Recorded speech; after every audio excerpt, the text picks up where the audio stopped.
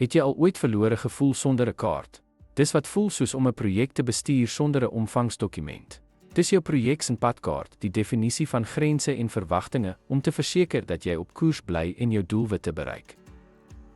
Die omvangsdokument definieer die projeklewerings, doelwitte en mylpale duidelik.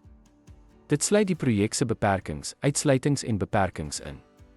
Die omvangsdokument moet die tydlyn, hulpbronne en verantwoordelikhede uiteensit. Dit dien as 'n kommunikasiemiddel tussen belanghebbendes wat verseker dat almal 'n gemeenskaplike begrip het.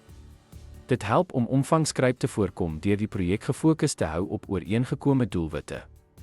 Die omvangsdokument moet deur alle belangrike belanghebbendes hersien en goedgekeur word om ooreenkomste te verseker.